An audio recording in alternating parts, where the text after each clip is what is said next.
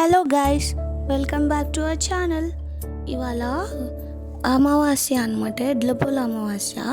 ఇది మేము ఫెస్టివల్ లాగా చేసుకుంటాం. వినాయక చవితికి ముందు వచ్చే అమావాస్యని ఎడ్లపూల అమావాస్య అంటారు అనమాట. సో మేము ఇంట్లో ఇలా ఎడ్లను పెట్టి ఆ ఎడ్లకి పూజ చేసుకుంటాము అనమాట.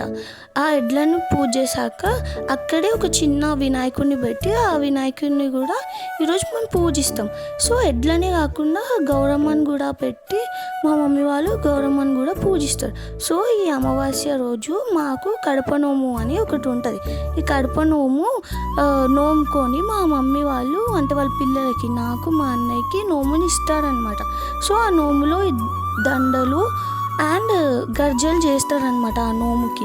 సో ఆ చేసిన వాటిని ఇలా ఆ దండల్ని మా చేతికి ఇంకా మా నెక్ దగ్గర అవి కడతారనమాట. కట్టాక నేను చెప్పా కదా నోముకుంటారని, ఇలా కజ్జికాయల్ని నోముకుంటారు.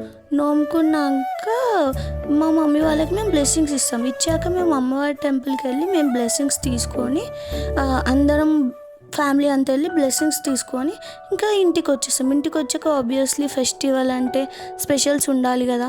సో ఇవాళ చింతకాయ పచ్చడి, పొట్లకాయ పచ్చడి, దోసకాయ పచ్చడి అని 3 చేస్తారు అనమాట. చింతకాయ పచ్చడి అయితే మ్యాండేటరీగా చేస్తారు ఇవాళ.